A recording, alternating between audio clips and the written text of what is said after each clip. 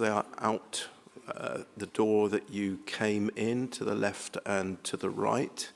And we are not expecting a fire alarm to ring. So if one does, then it is genuine. And so you please exit by the main door that you came in and go down the ramp to the right and assemble on the paved area in front of the cathedral. Thank you very much and welcome again. Hand over now to Democratic Services. Good afternoon, Chair, Committee. It's just to note that at full council, annual council on the 12th of May, Councillor Don Alexander was formally appointed as Chair for Planning Committee B for 2026-27 municipal year. Thank you. Thank you, Louise. Confirmation of Vice Chair. Committee is requested to note that subject to formal approval at the annual council meeting Tuesday 12th of May, which has happened, Guy Portney is appointed as Vice Chair for Planning Committee B, Councillor Guy Portney, for 26-27 municipal year. Membership of the committee is noted in item 4, and the terms of reference are available to view on as item 5. Proposed dates for future meetings, which have already been agreed in principle between us, are there in item 6. Do we have any apologies for absence or substitutions? We've received apologies from Councillor Udin with Councillor Eddy substituting, and apologies from Councillor Dudd with Councillor Brackle substituting. Thank you very much. Declarations of interest. Do any councillors have any declarations of interest? No. Thank you. Minutes of the previous meeting on Wednesday, the 1st of April. No one has informed me of any amendments that they wish to make to that. So can I ask that someone would propose and second the signing of those minutes? Councillor Portney, you propose the signing of them? No, Chair, apologies. Minor amendments. I did raise this at the agenda setting meeting, which you were unfortunately unable, I believe, to attend. But it was just in relation to a couple of the items at the previous meeting. It was just in relation to item, apologies, get the right note.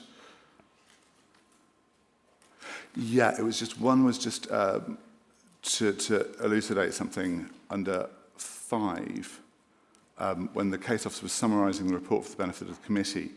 One of the things that the case officer mentioned was that the site's topography would necessitate a trade-off between design and accessibility. I just wanted to check my notes and went back and checked the recording, and it was what was said. And additionally, yes, there was a point that I'd made during the debate that I just would really like to have captured really, really clearly, which was this idea that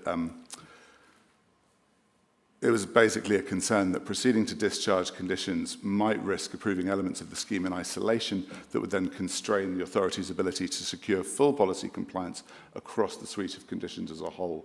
In other words, doing it piece by piece by piece might mean that you were tying the authority's hands, as it were, moving forwards, and that the bits that we were doing as we went along would necessitate reaching the end, finding that something wasn't compliant.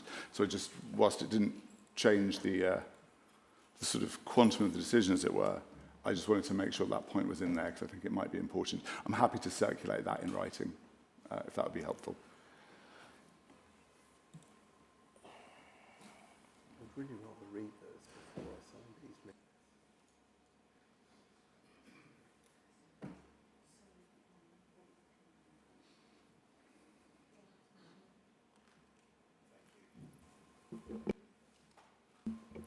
Thanks. I would like to see those in writing, and I will circulate them, and then actually we'll approve these minutes at the next meeting, I think. I don't think there'll be a problem with that. They were your own reflections. We may agree or not agree with them, but if we want your reflections to be recorded more accurately, I don't think there'll be a problem in principle, but then I think we should see those before we sign the minutes. So we will approve both sets of minutes at the upcoming meeting, hopefully, next meeting. Thank you. Action sheet, nothing on the action sheet. The report on appeals. Jonathan, is there anything you would like to highlight for us, especially regarding the good work of officers? Be excellent. Thank you, Chair. Yeah, just having a look at the list of appeal decisions that we've received. I think these are probably a little mixed, but overall, we're observing that our performance remains strong in terms of the percentage of appeals that are being dismissed, so the percentage of the local planning authorities' decisions that are being upheld on appeal. There were two really that may be of interest that I just wanted to highlight. The first in the list of decisions is number 24, which relates to 40 Berkeley Square. This appeal related to a condition on some roof terraces. This was an application that was refused under delegated powers, and the main issue was in relation to impacts on amenity. In the list, the decision is recorded as the appeal being allowed, but actually the inspector essentially varied the condition. So they allowed some slightly longer use of part of a terrace, but they maintained restrictions on another part, which was the part that we were most concerned about, that affected neighbour amenity. I highlight that one really because that one was heard by way of a hearing, so it involved collaboration with colleagues across the council, including officers from pollution control. So I think, yeah, we feel on that one, that was a reasonable result in the circumstances. The other one I just wanted to move on to highlight is number 26 in the list. So this relates to 46 Frenchhay Park. And this one may be of interest as this relates to an appeal against the serving of an enforcement notice. And the unauthorised development in question here was in relation to the removal of some historic boundary wall and the creation of a vehicular access onto a classified road. The site was within a conservation area, and in this case, the inspector agreed with the council in terms of the heritage harm and highway safety issues that had been identified there. So the inspector upheld the notice, and there is now a time period for compliance there. Thank you, Chair. Thank you. Any questions on that particular paper, which is appeals? No, thank you. We move to an enforcement paper. Anything you wish to highlight, Jonathan? Thank you, Chair. I would just bring members' attention to the list of enforcement notices, and of interest may be the notice that has been served in relation to the site Unit 2A, New Station Way, Bristol, BS 163LD. This relates to the unauthorised change of use from an industrial use to a gym. This is a case whereby the notice has been served. It's still, however, within the period where an appeal may be lodged. That dates the 26th of May. An appeal could be lodged against that, but I just highlight that one again, just given the background and the relatively high-profile nature of that issue. Thank you. Any questions on those? Councillor Pulteney. Thanks. Just a quick one, Chair. In relation to the enforcement powers that we've got, we obviously receive reports on enforcement notices. The existence of the Section 215 of the Town and Country Planning Act has been brought to my attention quite vociferously by some of my residents over the last few months in relation to a few derelict shops that are both harming the amenity of the area, but also it's felt affecting the viability of some of the nearby shops and pubs. this doesn't seem to be something that we use as a local authority. When you look at the sort of cheaper legal textbooks, they say that this is usually the first step on the route to an enforcement notice in many cases. And I was just wondering if we did use it, or did we not use it? And if we don't use it, why don't we use it? Because it seems to be a relatively high impact, low cost, low risk tool.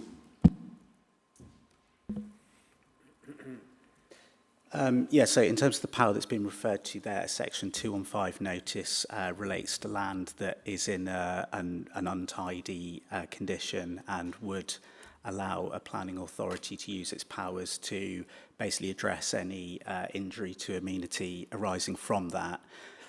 In terms of the authority considering or not whether to use those powers, we would have to approach that really through the normal enforcement process of receiving any complaints, investigating that, and then considering the appropriate course of action.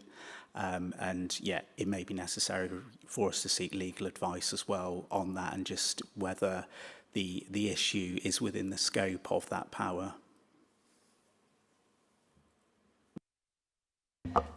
I might just add about the key reason why it's not been used, or the two key reasons why it's not been used as much of late is resourcing, and therefore because of the resourcing situation taking very much a reactive approach, and therefore because we've had loads of requests for reactive action to be taken in other cases, but no, as far as I'm aware, no requests for action to be taken in these sort of cases. That's why we haven't used it, but it doesn't rule out that we could consider it going forward, particularly once we're successful in building a bigger and stronger enforcement capability.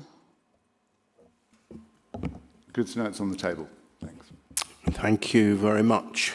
Any further questions, comments regarding the enforcement paper? No, thank you. Then we move on to the one item on our agenda tonight, which is the land at Broomhill, Brislington Meadows, Broomhill Road, Bristol, BS4 4UD. I have a number of questions, first of all, and hopefully Lucy Bell-Reeves is here.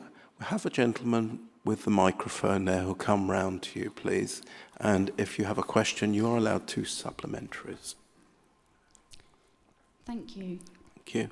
So I asked a question about the discharge of conditions around biodiversity net gain.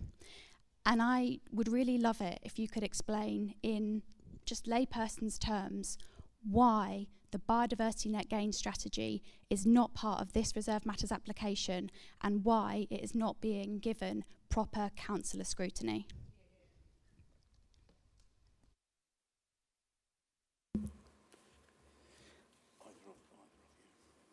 Okay, thank you, Chair.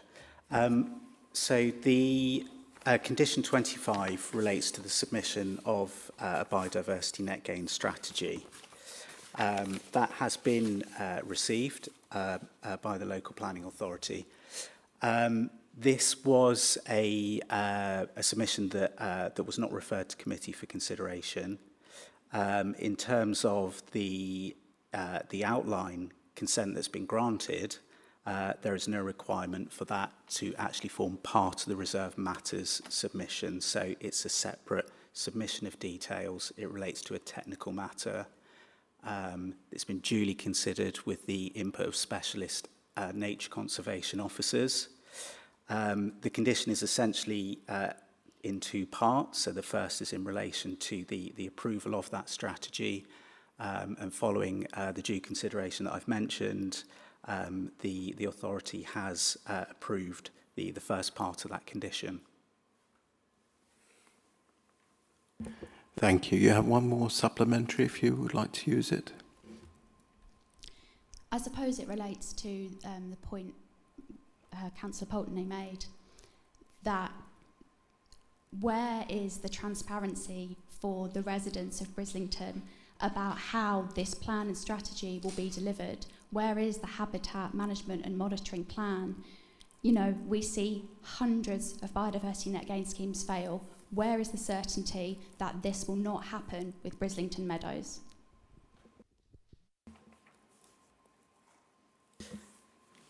So again, on the outline consent, there's a whole suite of conditions, really, which relate to biodiversity, ecology and nature conservation matters. Again, going back to the outline consent, these were very carefully considered by the inspector. And as I say, a whole suite of conditions were imposed regarding the development of the scheme and the timing of when these various submissions need to be made. Thank you. Our next question, I think, and according to my list, is from Mr. Andy Saw. Do you have a supplementary, Mr. Saw? Thank you very much. I suppose a supplementary to the supplementary question from Lucy Bell-Reeves is, what is the criteria for a biodiversity net gain unit to be put on adjacent fields to Brislington Meadows to be properly scrutinised? Would this not usually come to elected representatives to look at? It wouldn't, no, but I'll leave Jonathan to answer that.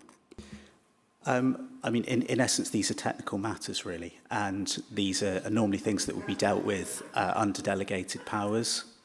I think just to explain as well, in terms of when the outline consent was granted, this was in a pre-mandatory biodiversity net gain scenario. So since that outline consent has been granted now through the Environment Act, biodiversity net gain is mandatory. So in a way, the way the inspector structured these conditions was to kind of deal sort of with those changing circumstances to ensure that actually there was an acceptable biodiversity net gain sort of situation here, when the reserve matters was due to be considered and as the development progressed through to implementation. Thank you. You have a second question if you would like to use it? No, you're all good. Thank you very much. Okay, thank you. I have no further questions. Well, there are questions, but they have been answered in the agenda for the meeting, the public forum, online, available for people to view with their answers. But I don't believe anyone else is here to ask a question or supplementaries. So I will move now to statements. And I think the first person is Ms. Hilary Ryden. Is that correct?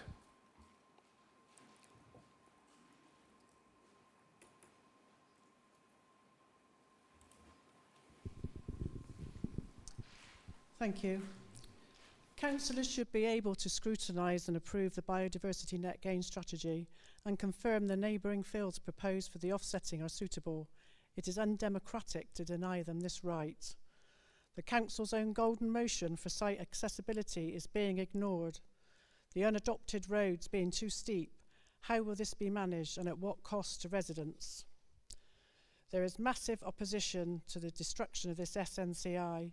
Keepmoat say they have extensively consulted with the local community, but they clearly haven't listened.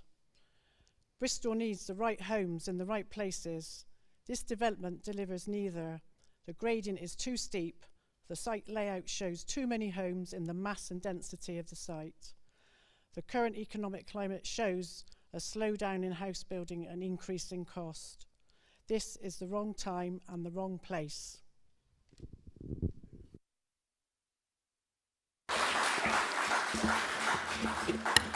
Thank you. The next person I have on the list is Stephen Lee Sansom. Mr. Sansom, are you here? No. In that case, Anita Bennett, are you here?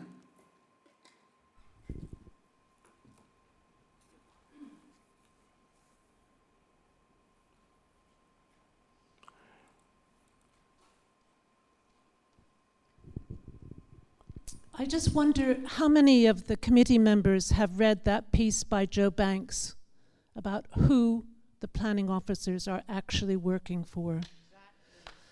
I mean, this is we've had Baltic Wharf, we're having time after time, and in the entire world context of what's going on right now, I really think we have an opportunity to start at least to put our foot down and to stand up for green spaces. Brislington Meadows is a hugely important, how can I say, it's really, really important. And I would ask every single one of you to think, what would you like your grandchildren to remember you for? Would you like them to remember you for helping to save Brislington Meadows, or would you like them to know that you helped it to be destroyed? Thank you. Mr. Mark Ashdown, next. Thank you, Chair. I take issue with what Jonathan Dimon says. Condition 25 is a reserved matter, and this is a reserved matter application. The applicant admits that it's going to result in a net loss of biodiversity, even including the enhancements being made on the land adjacent. However, they sweep that away by carelessly saying, but it doesn't matter, we can buy the habitat units we need elsewhere, most likely not in Bristol. But I don't think that that is what Condition 25 said. It says, the BNG strategy shall detail proposals to redress the loss of biodiversity and the mitigation strategy proposed to include all on-site habitats and any off-site habitats required to deliver the target 10% BNG uplift. They have not identified all of the off-site habitats required to deliver the off-site habitat losses. And therefore, this matter is within your purview, and I invite you, please, to refuse this application. Thank you. Thank you. Janet Wren. Good evening. From the start of the process of Brislington Meadows being identified for housing, the residents of Brislington have been ignored and dismissed. Keep Moat's application has no respect, submitting an application that is sloppy and with incomplete information. COVID traffic survey, which is out of date, that will do. A true survey of traffic now, ignored and dismissed. Impact on local businesses on the trading estate, ignored and dismissed. BNG replaced with no scrutiny, wildlife ignored and dismissed. Dates and timescales so quick and confusing so that residents can't be involved, so ignored and dismissed again. Our councillors that represent us should be involved in the process, not told what to vote. They know our city and the effects of a decision and the trust we give to them to use their democratic power. They know our city. Hundreds of our objections from the first application, which went to the planning inspectorate, ignored and dismissed because the planning office... You have 10 seconds more, please. You, because the planning office wasn't working well. Hundreds of objections for the RM application. Will they and us be ignored and dismissed again? Thank you. Thank you. Councillor Tim Rippington. Thank you, Chair. I hope everyone has read my statement to the committee, so I will just add this. Local people and local democracy have been failed utterly by this scheme.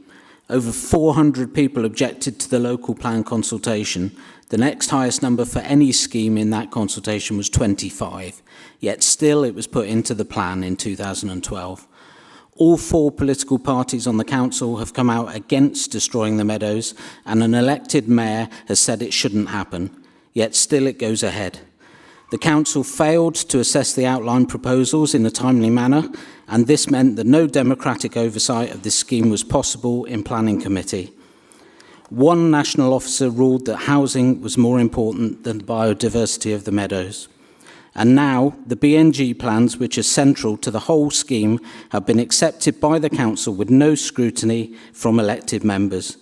I would assert that the BNG report should be given proper scrutiny before anything can proceed further. This site is just too important for this to be simply waved through today. Thank you. Thank you. Mr. Andrew Smith.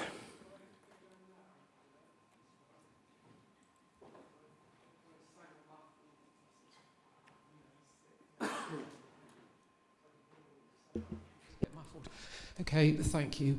The meadows haven't been managed as a wildlife reserve, so they could easily score much higher on biodiversity than they do now. The ecological assessment could say the easiest way to massively improve biodiversity would be to manage the meadows as a nature reserve. Wildflower meadows could be seeded and wildlife habitats could be created rather than building houses. That potential version of the meadows managed for nature is what we should use as a comparison to assess the real ecological impact of building on the meadows. We could massively improve biodiversity and the ecological value of the meadows if they were managed properly for wildlife. This piece of land could be a nationally important nature reserve. For me, that version of the meadows is what we are destroying. The meadows are a green lung, a part of a wildlife corridor. I've seen kestrels, buzzards, woodpeckers, songbirds, foxes, deers, bats, and so much more there. If the meadows were managed properly for nature, even for 2 or 3 years, we would see building houses here is a mistake. Thank you. Danica Priest. Tonight, our beloved local wildlife site is on the chopping block again. You're going to hear from officers that there's no grounds for refusal, but this isn't true. However, it doesn't matter what evidence we give because there's a clear pattern from officers of engineering a desired outcome rather than presenting the truth. Since we are silenced for the rest of the night and can't correct them, I want to show you their history of getting things wrong before you listen to their denials. When the Yew Tree Farm application was being considered, an officer falsely told councillors during the decision meeting that Avon Wildlife Trust were confused and didn't know which location the application was on. This was wrong, and the trust made a statement refuting those claims. Officers also claimed dormice surveys were not needed on a site where dormice had been recorded. Again, they were wrong, and the development was rightly overturned. If campaigners didn't do the hard work fighting this misinformation, an irreplaceable habitat would have been destroyed. I often hear residents say, you have 10 more seconds. Please don't interrupt me. I often hear residents say officers are running the show. Here's your chance to prove them wrong. Stand up for nature like you all promised to do. This is your decision. Don't let them take it away from you. Thank you. Your time is up. Thank you. Cat Gale, Ms. Cat Gale, please.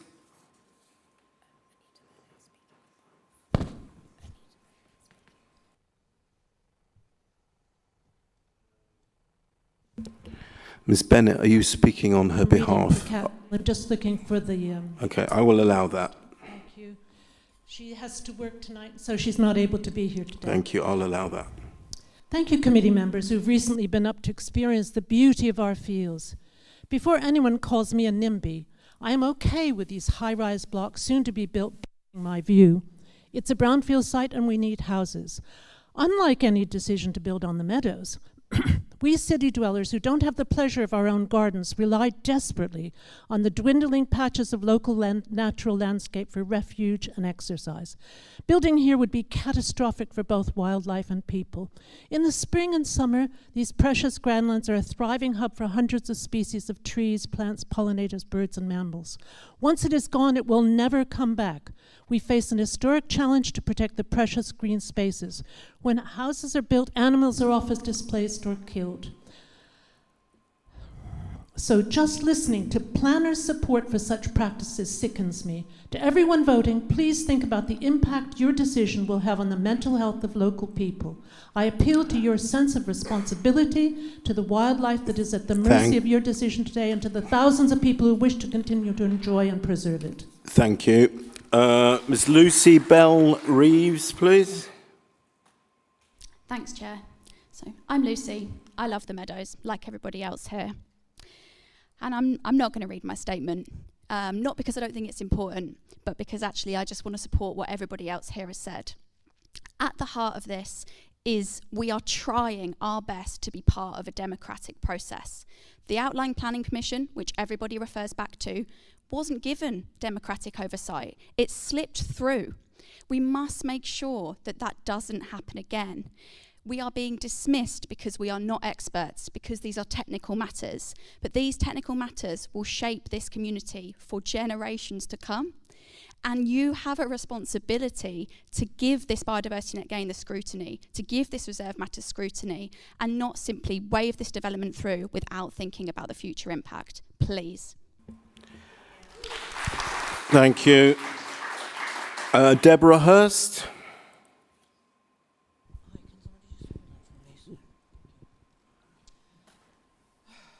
Thank you. I'm shocked at planning officers unilaterally deciding to pass the revised BNG strategy, so denying councillors their right to question you on Keepmoat's 2 new reports. Ethos report is incomplete, based on proposals, not strategy, anticipation of how 10% net gain will be achieved over phases of construction. This is not a completed strategy required at appeal. There's insufficient study for proposed offset fields, e.g. Bonville Road, a tussock field used by birds of prey, vital now if the Meadows go, has proposals for an increase of foot and cycle paths, increasing human footprint, and as this is now becoming an access point for Victory Park, decreases immensely the BNG, not increasing it as is suggested, thus reducing the overall 10%.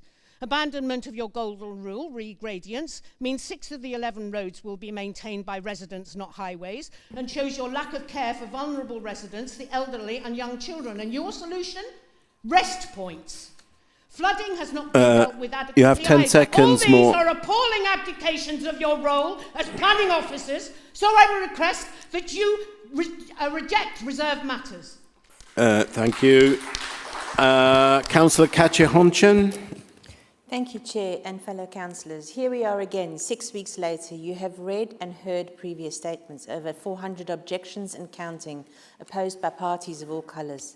Brislington Meadows is a beloved, much-used green space. It has been designated as a site of nature conservation interest in a country that is bottom 10% globally of the most nature-depleted countries in the world.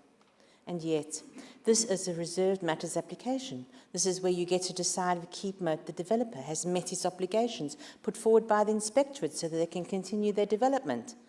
One of the reserved matters is that of biodiversity net gain. I would say it's the most important one, yet we're told it's just a technical difference and it should not be under under democratic scrutiny. I find this a very difficult situation, bearing in mind how badly the history of this particular site has been taken, and I ask you, councillors, please demand that this is put under democratic scrutiny. As elected representatives of the city, please keep the scrutiny of this important issue within the committee. Thank you. Mr. Ben Leather.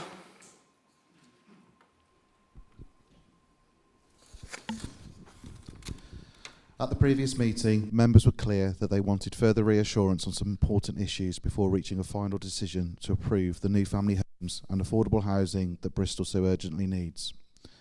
Since then, officers have looked carefully again at the areas members highlighted, particularly biodiversity, accessibility, and whether there are robust grounds for refusal.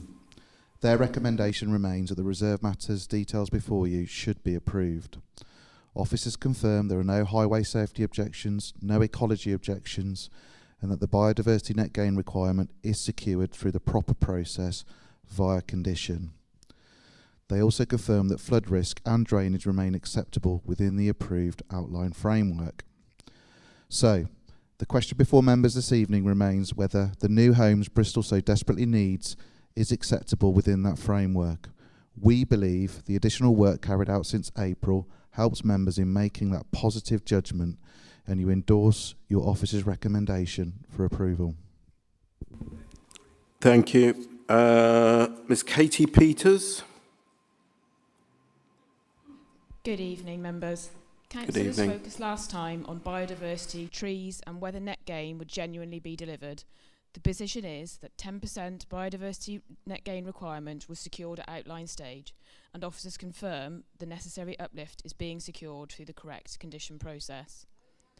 A biodiversity net gain strategy has been submitted, covering both on-site habitat retention and enhancement alongside additional habitat improvements immediately adjacent to the site. The outline consent secures tree replacement in accordance with Bristol City Council's tree replacement standard through the Section 106 legal agreement and conditions. No TPO trees will be removed, more than 200 new trees are proposed, and the overall position remains no net loss of trees. Officers also confirm there are no grounds to refuse on ecology. We hope that clarification assists members this evening. Thank you very much. Finally, Ms. Charlotte Birchall, please. Thank you. Two other issues raised at the last meeting were accessibility on a steep site and flood risk and drainage.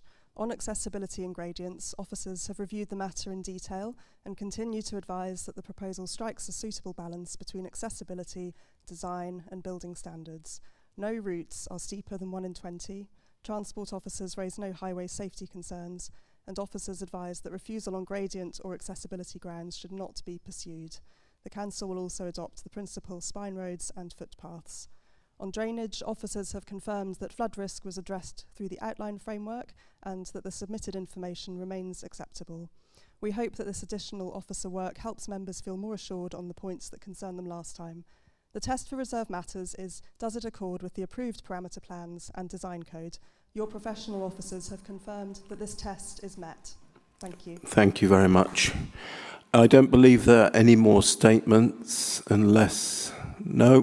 Great. Thank you very much. Now we move to the officer presentation. Conrad, thank you. Thank you, Chair.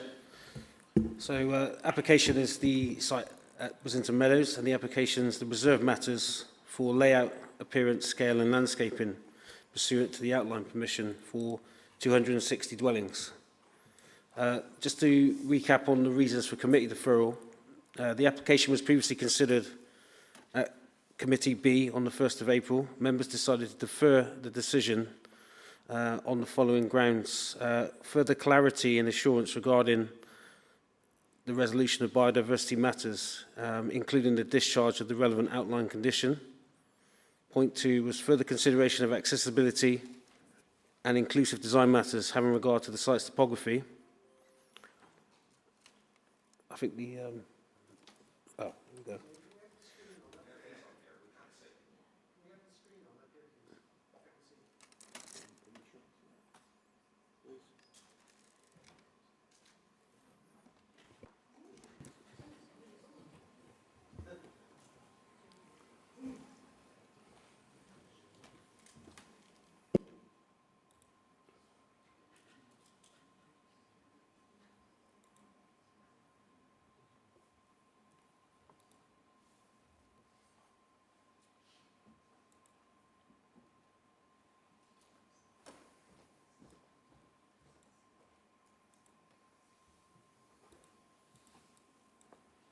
Is it working now?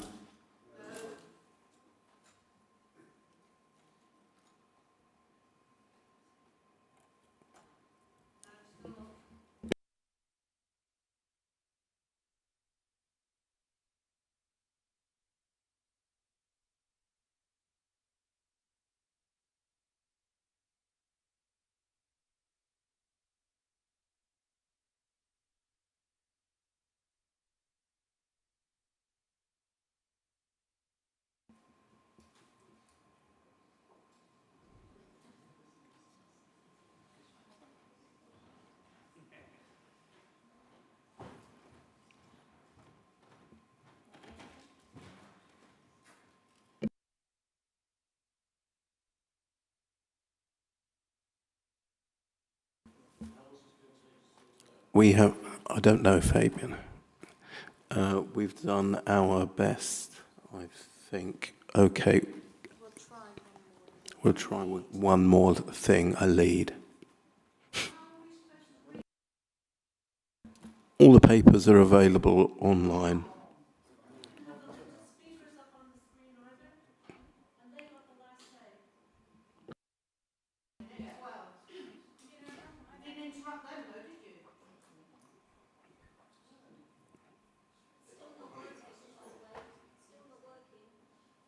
We'll do our best to get it working. If it works, great. If it doesn't, it doesn't. That's the best we can do.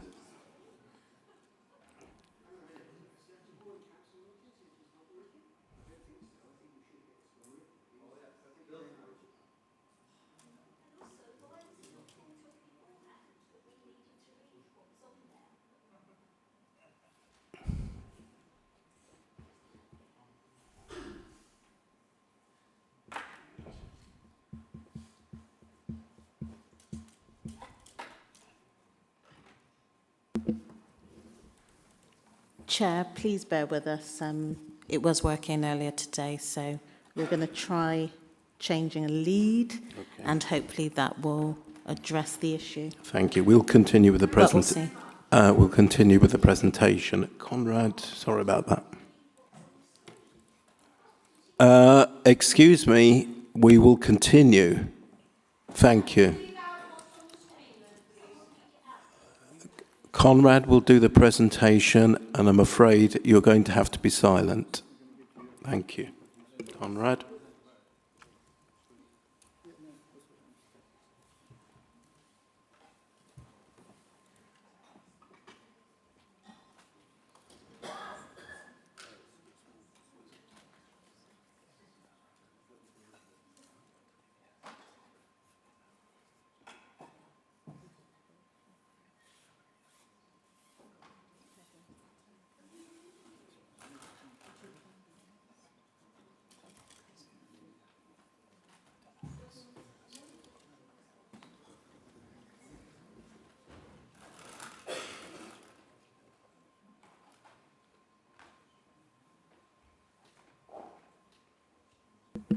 I just ask again, I apologise for the delay. Please bear with us.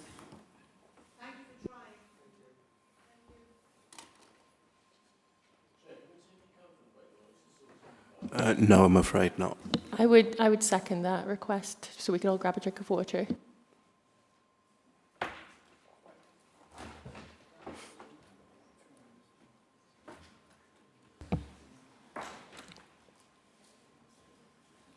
Councillor Pulteney. Chair, if I may, it is quite warm in here and quite airless, and I feel for officers trying to get this done in the full glare of the public and the potentially people watching online as well. Could we not just take a few minutes and come back when everyone is ready? During the middle of an item, that would not be acceptable, I'm afraid. We're going to have to continue and see the item through, and then we can take a break after that. Apologies, Chair. That is the standard legal advice we've always had. So there's legal advice that you can't adjourn a planning committee meeting while an item's under consideration? During the middle of an item, yes. Could I just confirm that with an officer? I only mention this because the Planning Advisory Service actively advised us, I think at training that we were both at, that it's common practice to adjourn prior to making a decision sometimes to give the committee a chance to confer. But that has never been our practice here, and we've only been in this meeting now for, in fact, 45 minutes. So I don't consider it necessary to adjourn this meeting.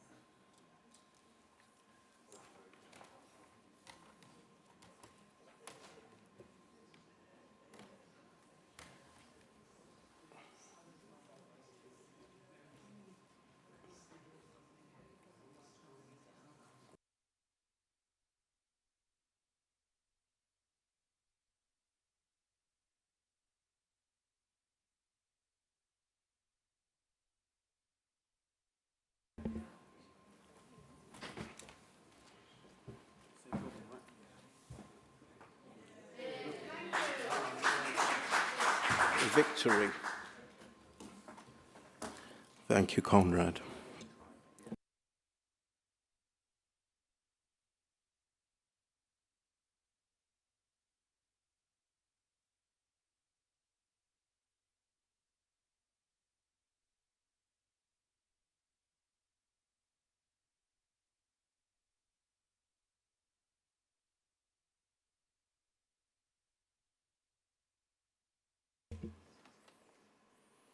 Right, so we're back, I think. Everybody can see, I think. So just to recap on the reasons for committee deferral, there were three. The first one was the need for clarity and assurance regarding the resolution of biodiversity matters, including the discharge of the relevant outline condition. The second reason was the further consideration of accessibility and inclusive design matters having regard to the site's topography. And thirdly, the opportunity for officers to provide further advice to support a robust and defensible decision. So just a bit of background on the outline permission. The appeal was on the grounds of non-determination because the council did not reach a decision on the application within the statutory time limit. The planning inspectorate considered the council's reasons for refusal as part of their appeal process, which were considered ahead of the inquiry at the planning committee, and that they were held, there were not grounds for refusing planning permission, and it was held that there were not grounds for refusing planning permission. The role of the reserve matters application is to demonstrate compliance with the outline permission. For this application, this means demonstrating that it is in accordance with all the approved parameter plans and the approved design code. It is not the role of the reserve matters application to address the reasons for refusal that were given at the appeal. So first we come to the principle. The principle development has been established by the outline consent. The consent sets the parameters for the number of dwellings and other floor space. It also has a series of conditions which the reserve matters application must be carried out in accordance with. They must follow the parameter plans and design documents approved at the outline permission, which govern the details of design, which include access and movement parameter plan, the heights parameter plan, landscape parameter plan, land use parameter plan, the design code. In addition, detailed plans were approved showing the proposed access, school route, school crossing, and the quantum of 260 dwellings are proposed in accordance with the outline permission. So for the reserve matters consideration, outline consent, the following matters identified are being considered today. So appearance, landscaping, layout and scale. These are detailed in condition 1 of the outline consent. So let's come to ecology. This was also covered as a material consideration of the reserve matters application with regard to the following conditions set at the outline stage. So condition 26 covers the ecological impact assessment. Condition 27 covers the ecological mitigation method statements. Following the previous committee, the ecologist has undertaken further review of the above conditions which form part of the consideration today. Following further review, no objections have been raised on ecology grounds. It's a site location plan of Brislington Meadows with the red line sat between the Broomhill Road and School Road. Here you can see the existing access points to the site. Some photos there. And then we have the proposed site layout. We have the main access route in from Broomhill Road. And then we have the attenuation ponds to the south of the site. We've got the landscape plan. As you can see, the taller elements of the site located to the east. And the proposed massing, which covers the various levels within the site of the proposed development. So in terms of the flood risk attenuation, here's a sort of section here of the two attenuation basins, which are designed to catch runoff, and they're engineered to cover any potential flood runoff within the site. And we have a proposed illustrative aerial view of the site. As you can see, the topography is quite steep, but it's a big site from east to west, so the kind of general slope runs two directions, east to west and north to south. So it's like 1 in 20 in points or worse existing, and then you can see the sort of distances there in terms of the slope. So we've got the proposed elevations. That gives you a bit of an idea as well as to how the street scene will look in terms of the potential 1 in 20 sections. You've got the various types of dwelling, 4-storey apartments, townhouses and family dwelling houses. And there's some proposed illustrative street scenes on the next slide. So if we start with the matter of biodiversity, one of the key points for referral from the previous committee, members have sought further clarity and assurance regarding the resolution of biodiversity matters, including the discharge of the relevant outline condition. A B&G net gain of 10% was approved at the outline stage. This was secured through condition 25. Other conditions, 19 and 25, set at outline also require the site to be resurveyed and commit the developer to delivering the target of the 10% B&G. Condition 25, the B&G condition of the outline consent, requires a net gain strategy to be submitted. This was received by the council on the 11th of the 5th with a revised metric and a B&G report submitted as part of a separate application, which is the discharge condition application we referred to. The discharge of this condition does not form part of the consideration of this reserve matters application to be considered at committee.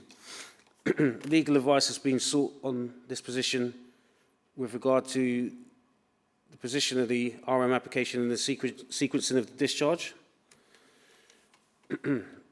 As an update, part 1 of the condition has now been discharged. Just to clarify, the condition is structured in 2 parts. The first part being the discharge of the net gain strategy. And then the B&G strategy has therefore met the requirements of part 1 of condition 25. And it sets out how the 10% uplift will be delivered. Because the scheme is unable to deliver 10% net gain on site, as established in the B&G metric, the approved B&G strategy sets out that 10% will be achieved through a combination of on-site and off-site measures in accordance with the outline approval. Part 2 of the condition covers the following. On completion of each phase, an update to the B&G strategy shall be submitted to the LPA, demonstrating how B&G has been delivered for that phase and how the target 10% is anticipated to be delivered during the remaining course of development. The 10% uplift is doubly secured by the requirement to discharge part 2 of condition 25. This is post-development, and the requirement of condition 19 is to submit an updated B&G assessment prior to commencement. The achievement of a 10% uplift in B&G is therefore secured via the B&G strategy as previously considered in the outline permission and secured through compliance through condition 25. For clarity, members, it's therefore not possible to refuse the reserve matters application based on doubts over the B&G strategy. So we'll move on to... Excuse me, you'll be quiet or you will leave. Thank you. Moving on to point 2 is accessibility. Members have requested further consideration of accessibility and inclusive design matters having regard to the site's topography. The design code is an approved document secured under condition 39 of the outline consent. The condition states that detailed plans and particulars of the reserve matter submission shall be in compliance with the approved design code. Some streets of the reserve matters application do not meet the council's more onerous adoptable highway standards or the LTM 1 in 20. However, there are no steeper gradients than 1 in 20 which comply with the inclusive mobility principles, and further mitigation would result in disproportionate design harm. Obviously, the site is constrained in terms of levels, and developers have evidence that any further alteration to the levels will have considerable long-term design, appearance, structural and maintenance impacts arising from excessive retaining features to accommodate this. Officers have worked hard with the applicant to achieve the best compromise between reducing gradients and limiting design impact. A suitable balance has been struck in terms of inclusive mobility, design and building regulation standards. The roads which provide specifically access to the wheelchair accommodation are to an adoptable standard. we've got a proposed road section here of a 1 in 20, just to give you an idea. So the perforated line is the existing site, and this is the finish of the 1 in 20. That's just to give you an idea. And then we've got examples of gradients here. So there's the 1 in 20 gradient. That's what the steepest gradient will be on the finished road. And then just for comparison, we've got a 1 in 9 here, which is the average gradient of Park Street, just outside City Hall. So that's just an idea. It's a gentle slope. It's not considered excessive. The Council's golden standard is a requirement over and above the statutory requirements that have been introduced after the grant of consent.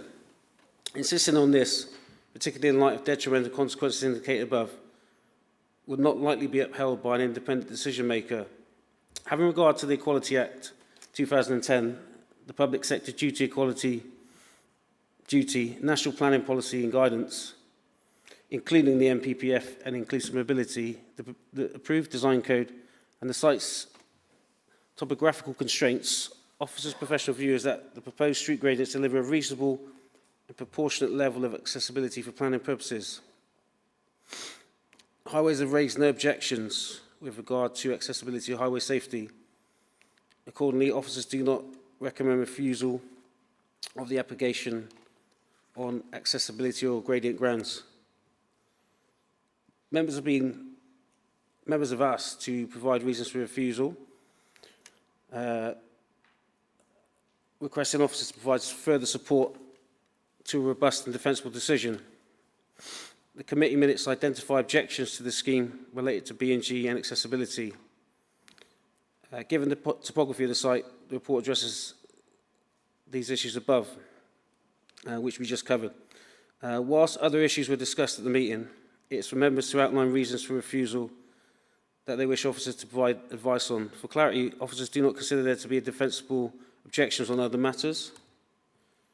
So in conclusion, in accordance with the outline permission, the proposed development would contribute to the development of new affordable homes on an allocated site. The Reserve Matters application demonstrates the proposed development is an appropriate type of mix for the area. The site is challenging in terms of topography. Officers will work with the applicant to achieve a good balance of design while addressing the steep gradients to improve highway accessibility. The design and appearance of the dwellings is acceptable, considered to comply with the design code approved in the outline permission. The proposed development is acceptable in terms of transport and highways. The proposed development demonstrates potential for sufficient reductions in CO2 emissions, considers sustainable design and construction, nature conservation and green infrastructure. The recommendation would be to approve, delegate approval, subject to the following: relevant conditions to be added to the Reserve Matters application to cover highways, design, landscape and ecology, and any other relevant matter. That's the end of the presentation. Thank you. Thank you, Conrad. Questions, please raise your hand and I'll take you in order if there are any. Councillor Eddy. Naturally, there's been quite some concern about the B&G figure. This was set at outline, of course, Bruce, several years ago, but clearly the applicant was required to submit a more current strategy based upon recent surveying. My recollection, there's been various dispute in public forum about actually to what extent it should actually be more transparent and come to members, but as I seem to recall, it's always been a matter at this level which is a recommendation to us from officers. Am I correct? Yes, I mean, the applications for the submission of details pursuant to conditions are typically dealt with as delegated matters. In terms of this, of the outline consent, condition 25 deals with when the timing of that submission should happen, which has happened. And as I said earlier, in response to a public forum question, we've consulted with our nature conservation officer. The proposals have been very carefully looked at, and officers are satisfied that the BNG strategy at this stage will deliver what it should, so hence an approval has been issued. Thank you. Any further questions? Councillor Pulteney. Thanks, Chair. Could I just confirm? Apologies, the portal, or at least this part of it, seemed to be down for a substantial portion of this afternoon, so I've had to grab some of these documents a bit last minute. I just wanted to check, the BNG strategy submitted, the V2, that was one that was submitted on the 11th of May, 2026, is that right? Yeah. And the decision on that was taken on the 18th of May, so the day before yesterday. Yes. Can I just clarify, though, the actual conditions application was submitted last year at the same time as the reserved matters application. What has been submitted in addition was additional information to update information provided in the original discharge of condition application for the BNG strategy. And that was in request to queries that our officers have raised to answer those specific questions. Thanks. Could I just confirm, the additional information that we've received, was that based on as in new surveys and a reappraisal of the site itself? Or was that a sort of a second look at the data that we'd already received? I suppose, how old is the data in that? Was the data in that BNG assessment? So we got the original submission of the BNG report, which was submitted at the time, concurrent with this application. And what we've received recently is a revised BNG strategy associated to that survey, and a revised BNG metric, and a revised BNG report. So it's revisions of the original information for that condition discharge application. Thanks.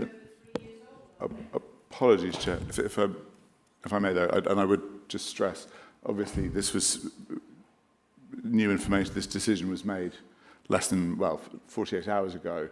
So after the point where the deadline for asking any questions had passed. So in other words, no members of the public were able to ask any questions in relation to this decision or seek any additional reassurances. So I just want to make sure that we're all clear on it. It's not for our consideration today, and that's our constitution sets that out. So you are talking about something which we're not considering today, so I'll allow you one more question. Well, no, thank you, Chair. I have two more, one in relation to that. We'll make it one quick one, please, Councillor Pulteney, because we're coming close to diversion here from the focus, which is really important in a planning meeting. One of the factors that was raised at the last committee meeting was a request for myself and other members that the BNG assessment, or that separate application, come back to this committee, so that this committee could look at the condition discharges in the round. I appreciate the point that Mr. Diamond makes, that the preponderance of these decisions are delegated to officers, but so is the overwhelming preponderance of all planning decisions. More than 99% of them are made by officers. It's the difficult ones that come here, and this is a difficult one. So I was just wondering if you had received legal advice, as you alluded to in the last meeting, that the monitoring officer would rule that out of order, that there was in fact a constitutional block to prevent that decision being made by this committee. So in relation to the submission of details application pursuant to condition 25, this was a matter that wasn't referred. And looking at the normal considerations that we've published on our website in terms of considering which applications as officers we feel that we need to bring to members' attention, we felt that it didn't meet those criteria. And I think, again, going back to the outline consent, it's important just to look again at how the inspector worded the conditions that the officer has mentioned in their presentation. And in particular, when you compare condition 25 to 26 and 27, So 26 deals with the ecological impact assessment, and that's clear that the reserve matters submission shall include that information, which it does. And the same applies to 27 in relation to the ecological mitigation method statement. So that condition again is clear that the reserve matters submission shall include that document. When you compare that to 25, it doesn't say that. All it says is that it should be submitted prior to or concurrent with, which, as I've already said, has happened. Can I just add, because Councillor Pulteney specifically asked whether we have sought legal advice. Indeed, officers have discussed that with legal officers, and the correct procedure for something to come to committee is for the local ward councillors to call it in. That has not happened here, and therefore the correct procedure would not have been followed. It was not for the committee's determination, but remains under delegated powers.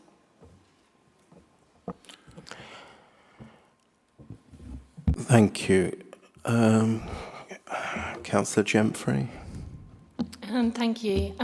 So, yes, just seeking some clarity around the biodiversity side of things. I mean, I haven't been able to, the net gain report and the strategy don't seem to be available on the portal today, which is no, we aren't. Those have been signed off. According to our constitution, they were signed off by officers. Can you please not interrupt me, Don? So, but they are being referred to within this, so it is relevant for us to see what is being discussed. My concern, I guess my confusion that I'm hoping someone can clarify is that the metrics document was available and did say that the net gain was -3%, which included off-site post-intervention. Can someone clarify why that number is -3? Yeah, the reason for that is the metric which has informed the B&G strategy, which is part 1 of condition 25. We haven't secured the off-site provision yet, so that's still in the process. Therefore, we cannot secure the 10% on-site, but we can secure 10% or more, which is policy compliant on and off-site, which is in accordance with the outline approval. Again, if I can just add to that and to clarify, so the off-site provisions the exact numerical units have not been secured. However, the principle is secured. That is already part of a fully implemented contract between the council and the applicant. So, I mean, my understanding is that the fields proposed for these off-site ones are not registered BNG sites. Can someone clarify?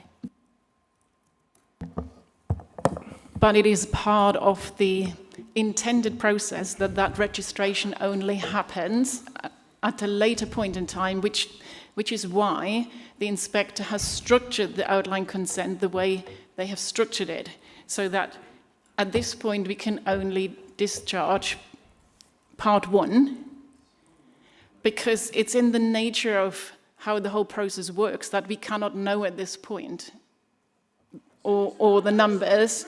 And thank you. Councillor Pulteney next. Thank you. In relation to that, I just wanted to confirm the wording, but where I can see the decision record for condition 25, under decision it says split decision, partial discharge of part 1 of the condition above. Can I just check, does that refer to a partial discharge of condition 25, of which part 1 has been discharged and part 2 has not? Or is it saying that only part 1 has only partially been discharged? In other words, has part 1 of condition 25 been discharged in full? Yeah, so part 1 has been discharged in full, and then part 2 is post-development prior to commencement, so we can't do that until that stage. No, that's fine. I wanted to check that there wasn't some other part of part 1 of 25 that had not yet been discharged. Just in relation to that, and specifically the BNG hierarchy, my understanding was that it's a cascade. Apologies, Chair, this is really critical. And I appreciate you're going to... According to our constitution, it's not critical at all, Councillor Pulteney, but please conclude your question. I'll pause and note that the law of the land says it is critical, but the way that the BNG hierarchy cascades, one has to demonstrate first that the harm is unavoidable, as in that you can't do it without the harm. In other words, before you go to mitigation, you have to try and avoid harm wherever possible. And specifically, I think the legislation and the Secretary of State's guidance refers to changing the layout in response. And what I'm wondering is, how can we have exhausted part one of the hierarchy that we have to avoid that harm if we haven't approved the layout yet? Because we could still change the layout. So we haven't exhausted that option yet, have we? Or am I... So when the outline consent was granted, that was at a time before the introduction of mandatory BNG, where there was a mandatory requirement to achieve a net gain of 10%. So at that time, the MPPF policy was the relevant policy, and that requires a net gain, i.e. some net gain. So essentially here, the 10% that was secured was over and above what was required by policy at that time. What the strategy sets out that has been approved under Part 1 of Condition 25 is a combination of on-site and off-site measures to achieve that 10%.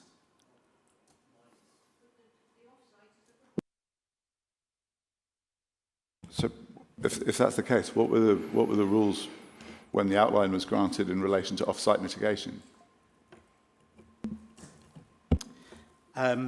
Well, as I said, the MPPF policy, which required a net gain, was the relevant policy that the inspector considered the proposal against, and in their decision, they go into the acceptability of that.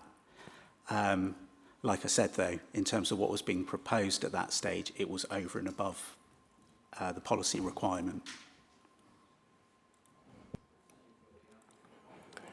Councillor Pulteney, have you grasped that?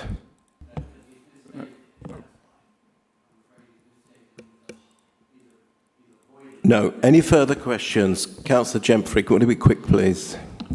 Thank you. I just wanted to clarify what Mr. Diamond, what you said about, I think, I can't remember the exact wording, but something about officers, it was up to officers to judge the criteria as to whether this came to committee or not. Was that correct? No. Mr. Diamond, could you clarify? Yeah, so in a situation where an application hasn't been referred by a ward member, again in accordance with those normal referral arrangements, there are instances where officers may give consideration to certain factors. As I said, those are published on the website. I don't have them here in front of me, so I don't want to mention those incorrectly, but you can have a look at those. But essentially, if for example, it's a major or a significant scheme that has a strategic impact on sort of the city, for example, that would be kind of thing. I mean, were officers in contact with the local ward councillors? Because I imagine they would have called it in if they'd been aware of it. This is all laid out, Shona, in our constitution, how it works, exactly how long local ward councillors have in order to call something in, and they have called it in. We wrote the constitution. Yeah, they didn't call in the conditional one. That's what I'm asking about, is how aware they were of it, is my concern. They would have been aware, just like they would have been aware of any other application. We do not contact ward councillors about any application. Please be quiet, otherwise. The agreed process is that all applications are published on the planning portal, which has also been the case for these applications, where everyone, including councillors, can self-service and set up alerts for any applications that they want to be alerted about.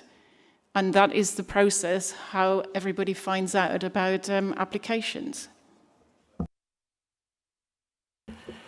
Councillor Durston. Thank you. I have a question on the ecological mitigation method statement that's referenced in the papers in compliance with condition 27, which is part of, I think, of this application. And it says that following the committee on the 1st of April, a further review of the conditions was undertaken, and there have been some suggested changes and clarifications that have been sought, which are expected to be resolved before committee. I think like the BNG strategy, that's also not currently available on the planning portal. I just wondered if you could talk to what those changes or clarifications are as part of that statement, please.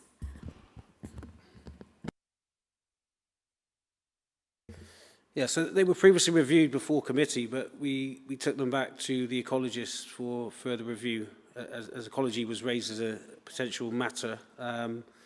So we had a few questions the ecologists raised on those with the applicant, and those questions and queries were considered, and we considered that the submitted information was acceptable. There was also another matter which was the potential provision of bird boxes.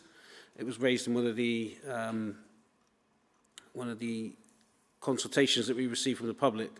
So we looked into a potential way to secure those. The notion has been mentioned in one of those statements, and potentially that could be secured in the application if required. So through a later condition. So we're satisfied that those statements are acceptable and there's no objections raised on those.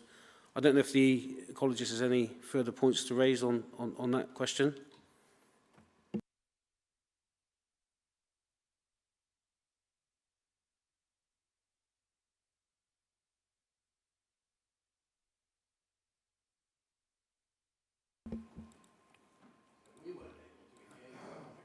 Sorry, Jonathan, does anyone have any comments to add to that?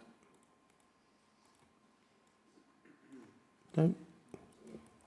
Well, the B&G officer did post a comment on the B&G strategy, which was published on the website before we, concurrent with the condition discharge, so that's been published online.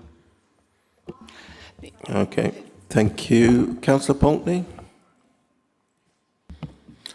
Thank you. That does raise another question. I want to go back briefly, and then we'll come back to that if that's okay. But it was just to say, from the discussion around why the BNG decision was made under delegated powers rather than coming back to this committee, it originally sounded, Sharon, apologies, but this is a really crucial difference, I think, to us.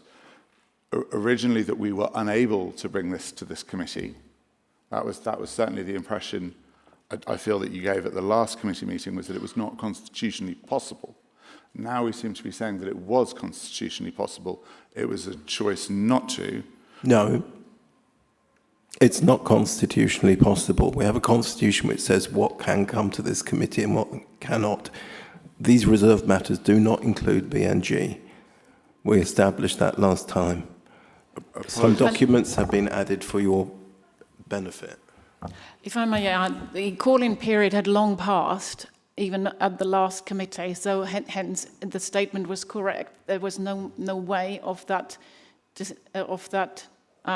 still be called in, and therefore to come to the committee. Apologies, I don't mean to.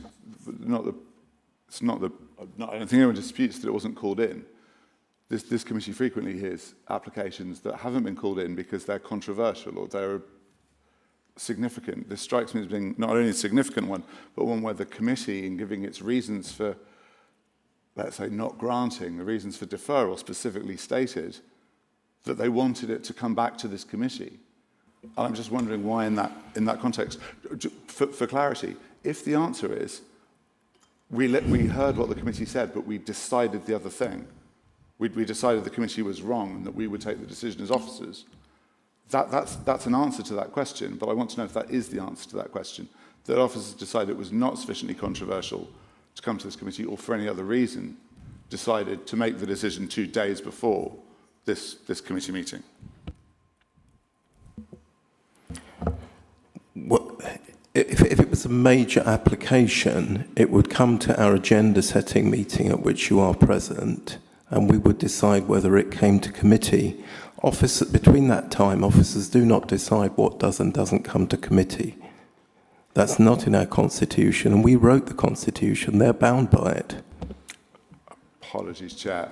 I'll take some legal advice on that. My understanding is that is precisely what the Constitution says happens. Officers decide what comes to committee and what doesn't, usually in consultation with the Chair. But it's an officer decision. It's not one for members. It's not an officer decision all the time. It would come via the agenda-setting meeting which you attend. They don't just decide to bring something to a meeting. They never have. Apologies, Chair. That's just not what the Constitution says. But in any case, I think we've exhausted this. I'm afraid let's move on. Look, I suggest we do move on because we all know what the Constitution says. Be quiet, please. Right. Apologies. No further questions. I'm Councillor Pulteney. Apologies. Could you just refresh me as to the answer to Councillor Gemfrey's previous question? I struggle to remember it, to be honest, because it wasn't on the matter in front of us. It was something else, but remind me. Apologies, Councillor Gemfrey. Your previous question was... My previous question was about officers. Was that the question you're referring to? Yes. Yes. About officers bringing things to committee. And then, so, yeah, the response and my understanding is that criteria means that sometimes of things that are deemed controversial or deemed very important for the city, as Mr. Diamond said, are brought to committee. And so it is partly officer influence, it's my understanding. That was it. And in this case, officers had decided this did not meet the criteria for to come back to it would be brought to the agenda setting meeting which you attend. It wouldn't just be brought to this meeting. Officers would never just bring something to this meeting. It would come to our agenda setting meeting which you attend. For our consideration. Correct or not correct, Councillor Pulteney? What, the last agenda setting meeting, Chair, the one at which you were not present and did not send a substitute, that one? Yes, correct. Yes. Yes. Officers did not raise this. I think possibly people who did attend that meeting were attending under the assumption that because the committee had asked for it to come to this committee as part of this application, had assumed that that was what was happening. I think it caught us all a bit by surprise to find out 2 days before the meeting that a huge chunk of it and something we specifically asked to see had already been made. But as you say, let's move on from that. My question, and apologies, I really do want to get an answer to it, is how the BNG criteria was met in respect of avoiding harm when we haven't made a decision yet on layout. The answer may be, again, apologies, but just to keep us moving, the answer may be that there is no way of changing the layout, that the site is so constrained that there is no way of altering the layout to avoid the harm without compromising, for example, the inclusiveness, the topography, the gradient, the appearance, the design code. But I just want to check if that is the case. In other words, the BNG assessment cascade was triggered because there was absolutely no way of avoiding it because of the other constraints on the site. I just wanted to check that was the case. In other words, Chair, we're being asked to approve the layout today, and there's no scope for any alterations to the layout. You want to design the layout today in the meeting? We're being asked to look at the layout, Chair. I'm not trying to design it. Yes. But in terms of deciding whether it meets the criteria and the policy. Yes, exactly. And the conditions we've set out, I would like to know if this is the only layout that could possibly be considered. I think on that, again, referring back to the outline consent and the inspector's consideration, this was essentially something that they weighed in the balance, and ultimately they gave more weight essentially to the fact that the proposal must be seen in the context of the site allocation, which set an estimated number of homes. There's only so many ways that can be kind of developed. So I think my reading of the inspector's decision is they certainly recognised harm, but ultimately when they weighed that in the balance, the benefits in terms of delivering housing in accordance with the allocation, that outweighed that harm. If I may just add to that, I mean, you're absolutely right. In addition to that, you need to apply the fundamental principle that you need to assess the application that's in front of you, and that complies with the parameter plans that has been approved at outline consent. And that is the key test that we need to apply, and that test is met, and therefore we cannot take anything else into consideration. No, thank you. That view was expressed very well in the officer's report. Good. And I think this is the final one I've got on my list. One of the principal reasons that the committee was so concerned about the topography issues and the gradient issues that had been raised was from an equalities perspective. And I just wanted to check, have there been, well, one, were any equalities groups, transport groups, Bristol, the People's Forum, for example, or anyone consulted in respect of the equalities impact of the gradients that we're looking at? And have there been any material changes to the scheme on the basis of any of the concerns that the committee raised at its previous meeting?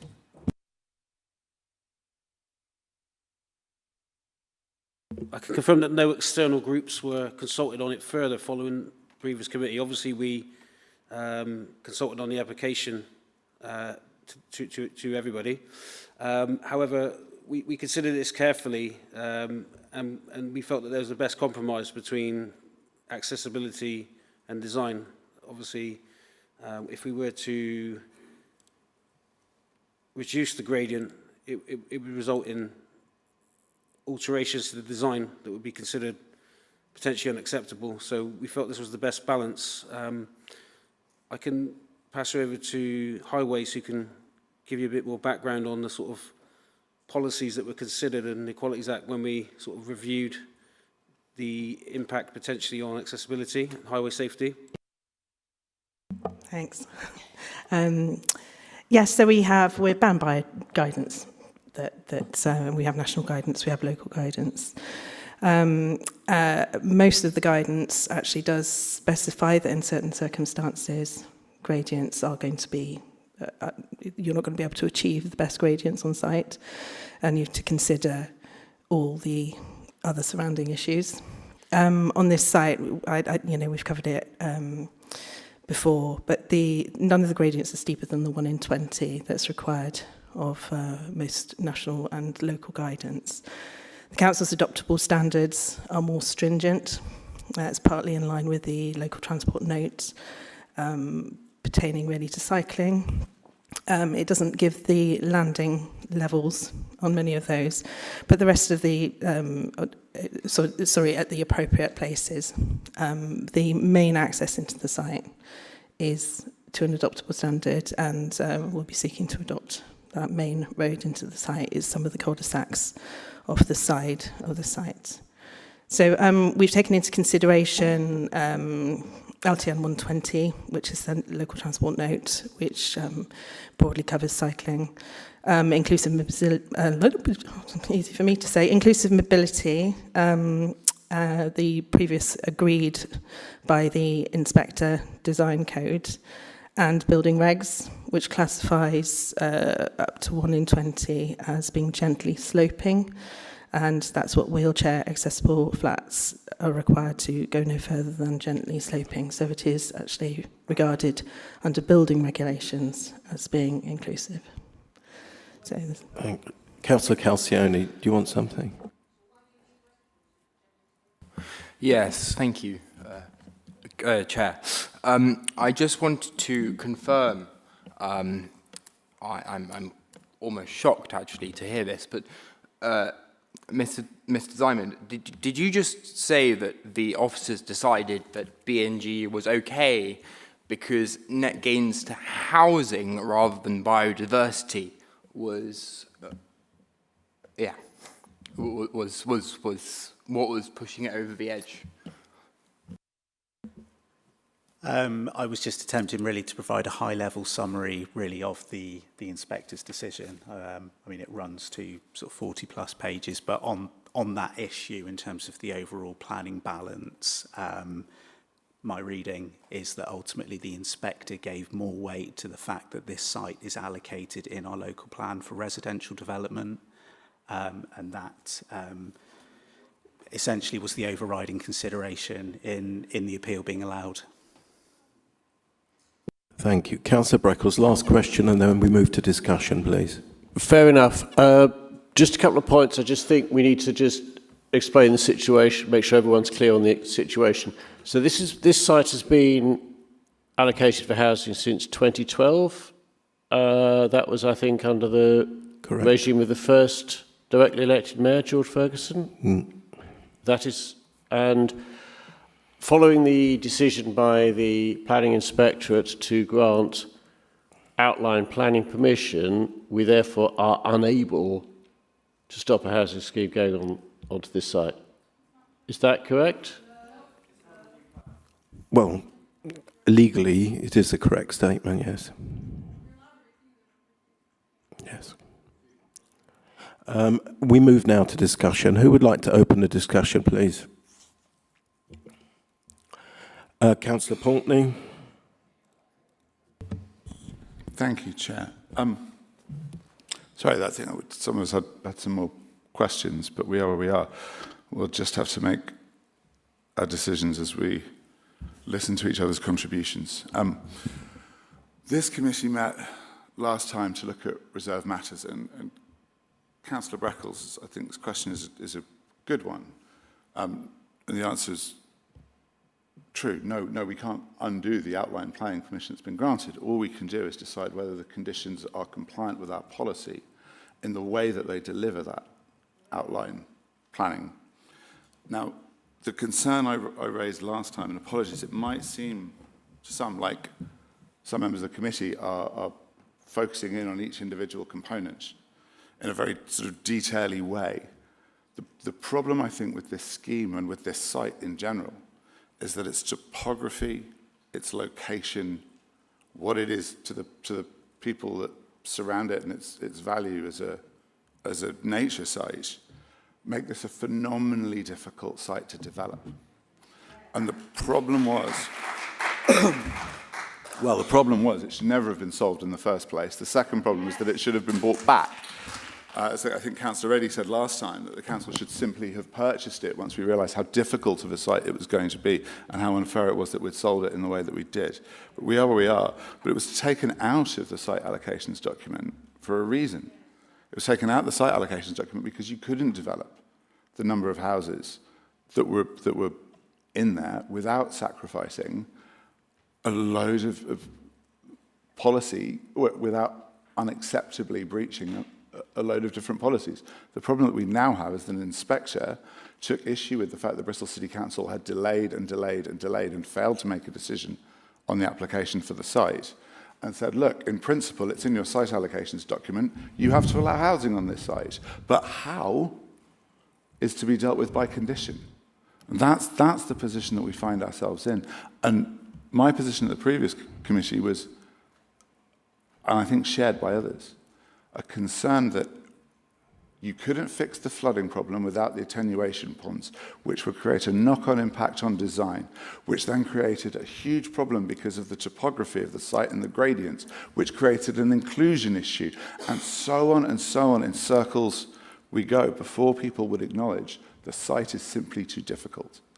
And that the policies in isolation, you can bend the meaning of them and you can try and do it so piecemeal that you can say each individual element is barely policy compliant, and you can see, the best example I can see here is where the gradients have been taken to the absolute limit of what the design guide says is acceptable, what policy says is acceptable. 20% doesn't meet the adoptable standards. So the people who live in these places will be stuck with management charges for the duration of their tenure there, but they're all at 20%. And whilst policy might say 20% is just about acceptable, It doesn't say that 20% is acceptable across an entire area. That you can repeatedly you can create a neighbourhood where for a kid to go and see their friends, they need to go up and down and up and down and up and down. It's just one example, Chair, of the fact that every bit of this application that this committee has been asked to approve is such a compromise.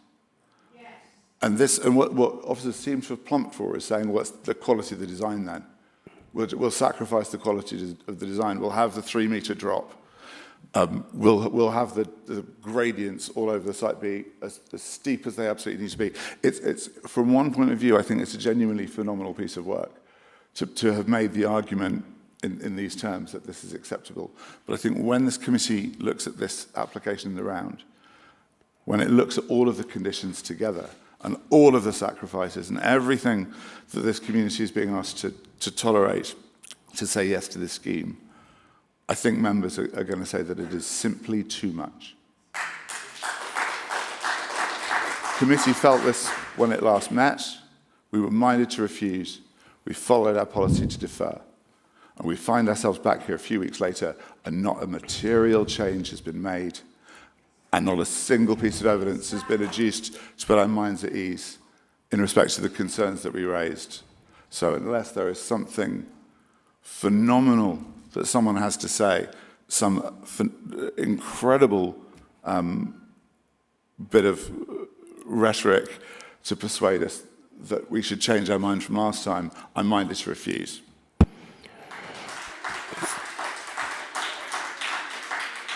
So the reason the inspector granted outline permission last time was because this local planning authority delayed and delayed and delayed making a decision. And your solution now is that we delay and we delay making a decision? No, Chair, it's quite clear we should refuse it this time. We've been forced by policy to delay it because that's the policy that I personally don't support. I feel if this committee feels it should... Apologies. Chair, you asked me a question. I'm answering it. No, I don't think we should delay again. We've had to delay once. We gave officers the opportunity to go away and elucidate the concerns that we raised and put them in clear planning terms and clear planning policy. Come back and I'm afraid I don't think this policy of forcing the committee to delay, where we want to refuse against officer recommendation, I don't think it does anything anymore other than weaken our position at appeal. Okay, and you understand the consequences of that, do you? And you're prepared to accept the loss of control over this application? Chair, if you genuinely feel that the case at appeal is so weak, if you feel that there is absolutely no subjectivity in this application, then you're predetermined. Anybody else want to say anything? Councillor Eddy. Thank you, Chairman. Could I initially just slightly correct Councillor Portney? Yes, I did say, in my view, the council should have actually changed its mind and offered Homes England the 15 million quid they received for housing on Meadows, if it genuinely believed that. I didn't actually say if it was for accessible reasons or too difficult to decide. He should have done it purely because, in my view, and the view I suspect of many of us cross-party, Meadows is a splendid green lung in this city. But the point is, we are where we are. To use a maritime metaphor, the ship has sailed.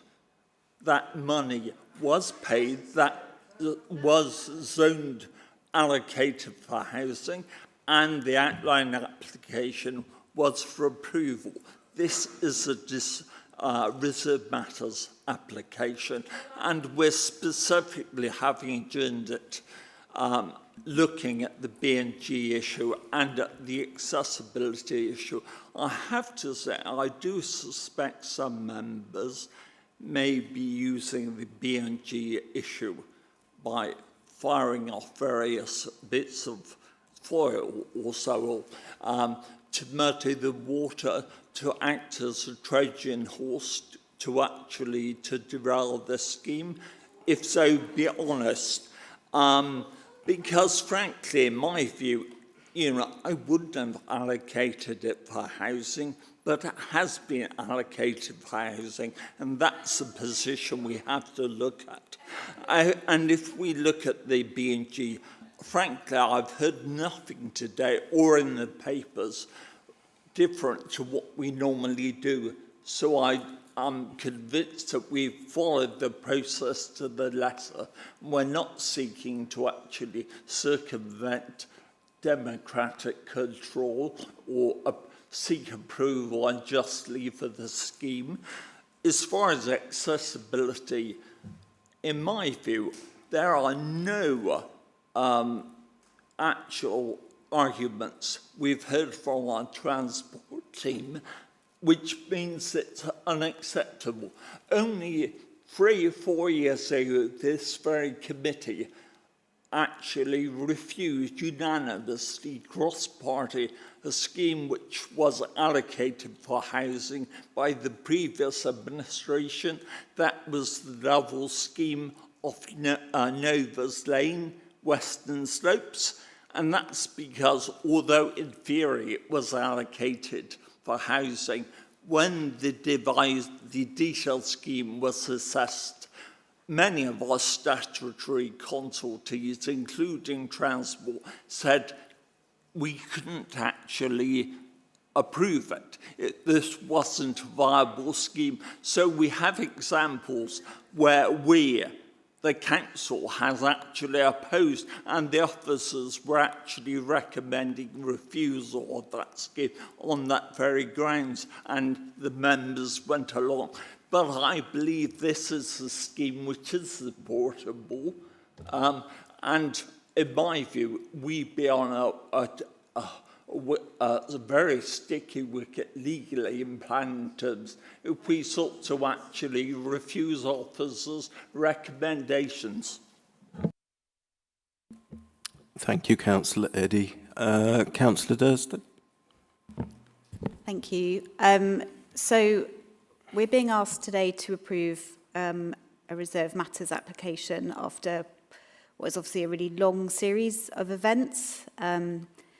And it feels like key issues around biodiversity and ecology are still evolving, and I'm really hearing everyone's concerns about this today. I recognise the constraints of the outline planning consent and what those constraints put on us. And I do really thank the officers for their expert advice. But we, as members, must be satisfied that the scheme isn't just technically compliant, but that it also delivers on our ambitions for accessibility in line with our golden motion and on our ambitions for biodiversity in our city. And it does feel a bit like we're being kind of locked into different standards because of the earlier design code approval. And I also can't help but think that if the new local plan had been adopted when the outline application came forward, this scheme wouldn't have been considered acceptable. So that's where I am on this today. Councillor Poultney. Apologies, Chair. I've just managed to find the email I was desperately scrolling for earlier.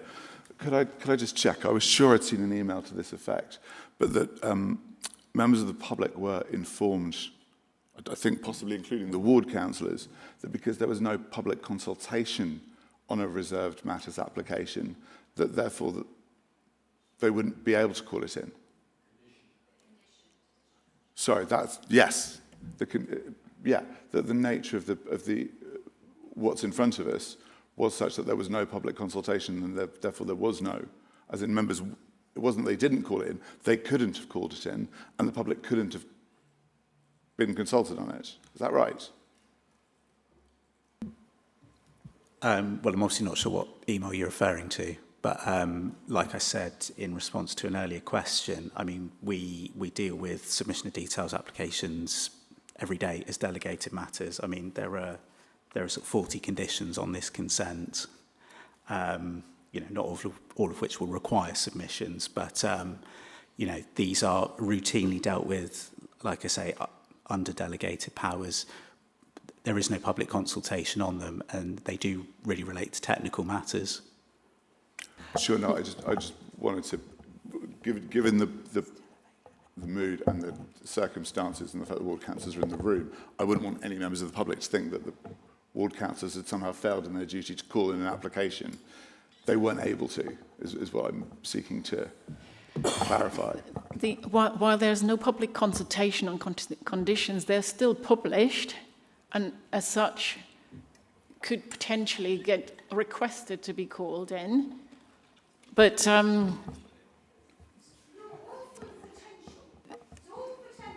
like Mr. Diamond has explained, it is absolutely unheard of that a condition application is being taken to committee, because they are technical matters of routine. It would just they do not meet the scheme of for consideration at committee. And in fact, this is being nationalised. For example, it is also as part of the national scheme of delegation that is due to come in later this year. Conditions are also ruled out for consideration by committee. That's not correct. Anyone want to make any other comments before we... Councillor Gemfrey, is your hand up? Okay. Thank you, Chair. Yes, I appreciate officers and the developers have done a lot of work on what is a very difficult site, but I'm minded to agree with a lot of what Councillor Durston said earlier in terms of it feels that although maybe technically these can scrape by, as councillors we have to, the reason we're in this committee, the reason we're in this room is to look at the wider balance of issues and not just the technicalities.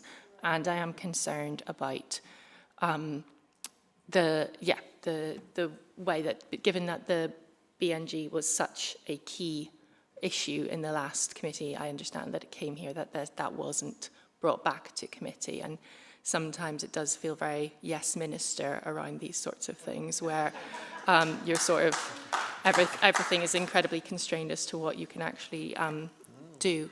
So yes, I think Councillor Durston put it extremely well, and I'm also minded to refuse.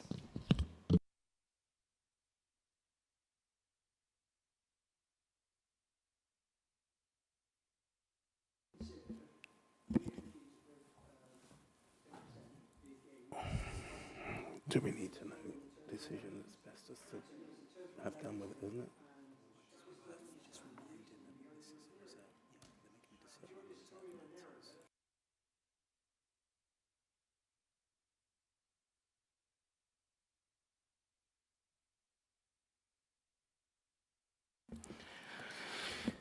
Okay, so you are now making a decision on the reserved matters as set out in the papers for you. So those specific reserved matters, it's not going to stand at the inspectorate to say that we were not happy with the process that this went through, or the officers didn't bring back some information to us that we wanted, or anything else.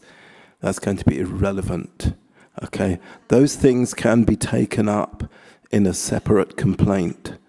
What you're looking at now is what is in front of you, those specific reserved matters, and you're going to vote accordingly on that. And on that basis, the developer will obviously make their choices. Councillor Portney, do you have something further to say? Thank you. No, and I sympathise very much with the point that's been made by both Councillor Durston and Councillor Gemfrey. Is just to confirm, one of the things in front of us, for example, is the layout. Yes? Oh, yes. And the appearance, yes? Yes. And obviously, as the Chief Planning Officer has reminded us before, qualities considerations are material to this when we look at things like, for example, the movement strategy. That is the case, yes? The advice I've given is that, given this is a reserved matter application, the test is whether it is compliant with the parameters that have been set out at outline. Yes. And the outline consent, the officer advice is, yes, they are compliant, and therefore And therefore, officer recommendation is to approve. We've heard the officer advice in the room, we've heard it in the papers. This will be, I think, the third time one of these committees has met, and it's the second time I've heard this advice. But the question was really simply, there is an equalities issue which we are bound by the Public Sector Equalities duty to consider, to apply our minds to. And I'd say this because to members of the public very often, I think it can feel quite frustrating when we're quibbling over details, over sort of what might feel quite bitty aspects of policy. But I would encourage members to think, for example, what it would be like for example, given that we have 3 houses that are disability compliant or designed to be, to live in a neighbourhood where this many streets are that sloped, where every single journey around the neighbourhood. They aren't that sloped. Obviously, that would be a problem if they were that sloped, but then that would have been picked up by our excellent officers, and it wasn't because they Chair. aren't that sloped, guys. I'm also going to flag, Chair, and apologies. I'll finish my point, and then I'll just very quickly come back to that. There is a real human cost to this when we get this wrong. There will be streets, one of which would be acceptable, 2 of which would be acceptable. In general, in principle, that kind of gradient might be acceptable. But when it's an entire neighbourhood, that has a cumulative effect on an individual that might live in one of those, especially if the access to nature at the bottom of the development is down a, is it 1 metre to 3 metre drop? And I just want to make sure that people are aware that, as I say, what are quite dry technical policies have real implications. I also just wanted to flag, Chair, just before we move on, one of the issues I had when looking at the minutes of the previous meeting was, and I sympathise with officers hugely, officers were asked to write up the reasons for refusal based on, in part, statements that I was making. And I'm sad to say, Chair, but when I went back through that video, I found that I'd been interrupted from the Chair 6 times in the process of proposing those reasons for refusal. As a result, I'm going to have to ask for the minutes to be amended retrospectively to reflect what was actually said, because it's hard for officers to capture when that happens. So I'll please ask, as we move to the more legally challenging, the bit of the meeting where the stakes are highest legally, would you please let members finish, even if they're making a point with which you disagree? I am happy for members to make a point with which I disagree. What I don't accept is when they misstate things that officers have said and in the public context. That is when I've corrected people. Now, we will move on. As you said, there is a cost to making the wrong decision. There is also a cost to failing to make any decision. Okay? Richard, would you like to propose the officer recommendation, which is... Could I move the officer recommendation? Yes, please, and we're happy to second it. Chair, yes. Apologies. Sorry. Before you move to the vote, and sensing that a number of members are considering refusing, potentially, we are duty-bound to make you aware if...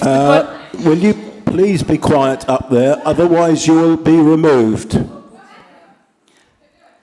Chair, apologies, but could we just... Simone is speaking. You will not have a point of order when Simone is speaking. You will let her finish, please. Thank you. So national good practice requires us to draw to members' attention the likelihood of appeal and the likelihood of... Be quiet. It's probably the last time. Then Democratic Services will come and remove you from this meeting. All right? So it is good national, like I said, stated in national good practice for officers to point out the consequences where there's a highlight, and this is a very, very high likelihood of appeal. Indeed, I would say it's a certainty. And the very high likelihood that we will then lose that appeal and that we get costs awarded against us because the situation is in planning terms, like I said, kept saying the application is compliant with the parameters it has to fulfill, and all the considerations that have been raised have been considered by the inspector. So while the threat of appeal and costs,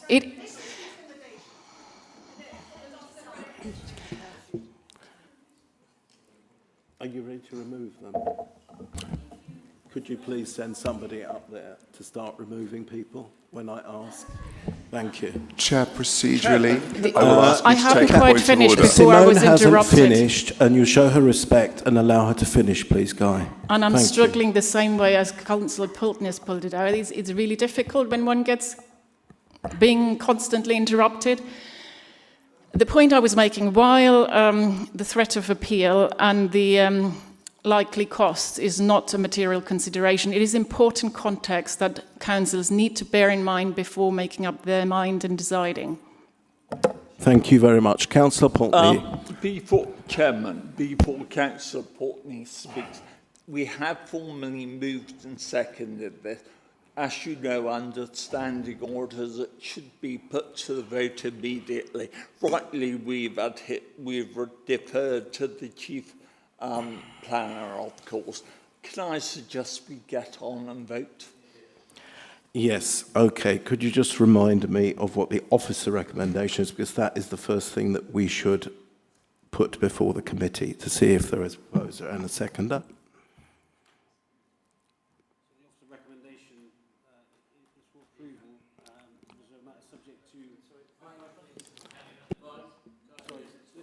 Recommendation is to recommend approval subject to relevant conditions to be added to cover highways, design, landscaping, ecology, and any other relevant matter. Okay, thank you. So, Richard, you proposed that. I'm happy to second it. So we will now vote on that. Councillor Eddy. For. Councillor McCowie. Against. Against. Councillor Gemfrey. Against. Councillor Calcione. Against. Councillor Pulteney. Against. Councillor, sorry, I've forgotten. Classic. Do apologise. I mean, it's quite an uncommon name. I'm just going to put that out there. I do apologise. For. Councillor Durston. Against. Councillor Breckles. Abstain. And myself for. So that has fallen. Do we have an alternative motion that you wish to put to the committee? Councillor Pulteney proposes something. As always, Chair. Yes, I'd propose that we, it's a reserved matters application. I'm told that the wording is the same as a normal planning application. Is that the case? As in, refuse. We wish to propose that we decline this on a number of grounds. No, Chair, you're going to do that in line with the Constitution momentarily. I can assure you I am not. You are going to propose it. I could find somebody on the committee to propose it. I would never propose something like that because it's a madness. I'll happily do it, Chair, in spite of what it says in the document. No, yet again, Councillor Pulteney, you are telling me that one thing is something else, and I'm not going to accept it again. Councillor Pulteney, lead us on. You propose what? I don't think we'll have trouble getting a proposer and a seconder for a motion that we're not going to accept. No, I see a certain unity amongst you, if I may say so. Oh, sorry. To be very clear, I was indicating that was the second time I've been interrupted since I pleaded to not be. Continue. I propose that we do not accept the apologies, Chair. It's been a very, very long day. The words are struggling. That we do not accept the conditions proposed to us. We do not accept the officer's recommendation on the grounds discussed here today, including, but not limited to, the gradient of the roads and the equalities impacts that will result from the cumulative effect of this number of roads being this gradient, the impact on design, the layout overall, not being something that we can, Your deal bill with is in respect to mounting. Do you want policies. to add anything else to that? Do you know what it is, Chair? It's challenging in that obviously the whole point of the delay was to enable officers to help us elucidate the meaning of the concerns that we raised at the previous committee, and that's not happened. So I'm what they have struggling for told you language. is they cannot, according to professional standards and the Constitution, give you advice which is untrue.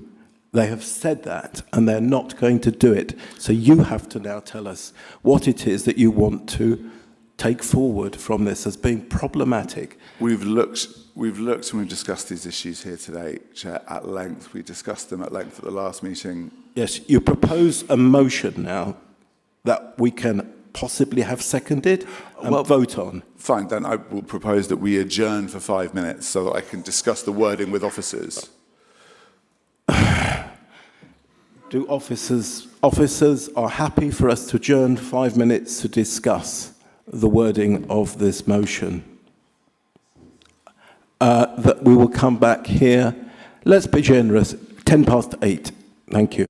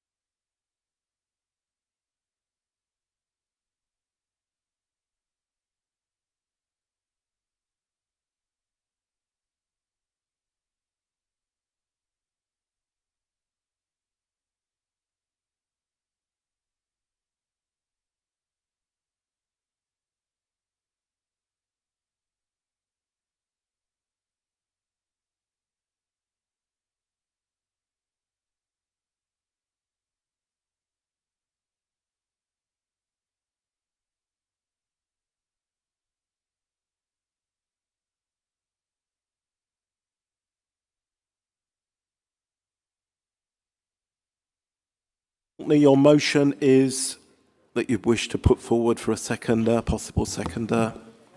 Thank you, Chair. I will move a motion that this committee refuse to approve the reserved matters before us. There is a tension here between gradient and accessibility that has proved insurmountable. In my view, this is an extremely challenging site in terms of... We're looking for a motion. We're looking for a motion that we can second or vote on. Chair, may I just complete what I was saying, please? Okay, if you can do what I've asked, which is we want a motion that someone can second and we can vote on. And that's what I asked for, and you've not done that, but carry on. Chair, I'm moving a motion. That's what I'm doing right now. As I say, an extremely challenging site topographically and in terms of numerous factors that make it a very difficult site to develop.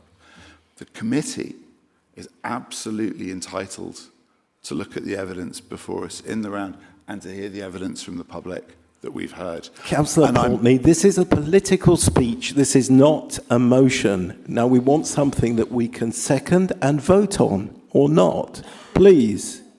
Chair, one of the things, as we were just advised again by officers, was that this committee is required to act reasonably. I'm giving you reasoning, Chair, to demonstrate that in the context of this motion. What motion?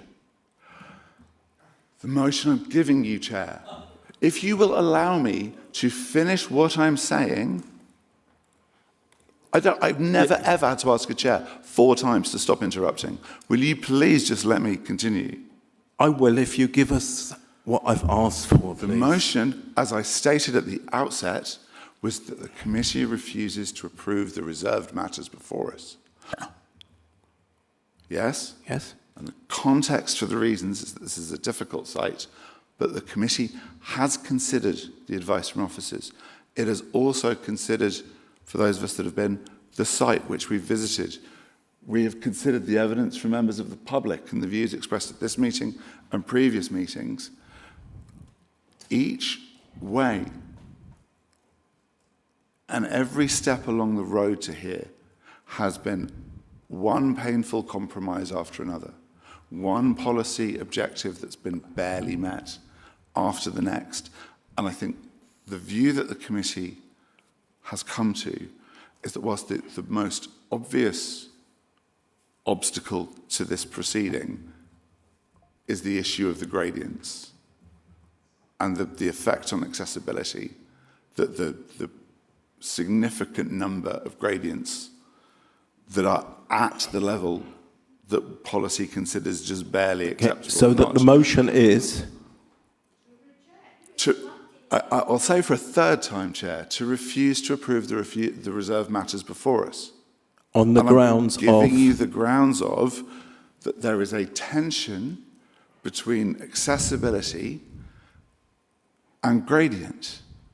And that's the problem that we've got to overcome. And the problem that we're going to have, and that I think the reason that this committee has had to do this in this way, is that it's a problem that can't be fixed without worsening one of the other impacts. The design issue is already barely acceptable, but if you fix the topography problem to make it more inclusive, you get a worse design. And then the worst design has to be seen in the context of the attenuation ponds, which are barely acceptable. Do you see what I mean? These things Oh, I understood all this about 3 meetings ago. I just wondered what your motion is. Reject on the grounds of? The reasons and the reasoning I've just given you, Chair. It's on camera. If you keep asking me to go on, no, everyone is going to get very bored. Just move to a vote, Chair. Right, we'll move to a vote on the basis of what that long thing. I'm happy to propose it. You'll need a seconder. Yeah, just propose it. Can you get it down to 2 sentences, just for the sake of myself, Councillor Eddy, and others? The committee refuses to approve the reserved matters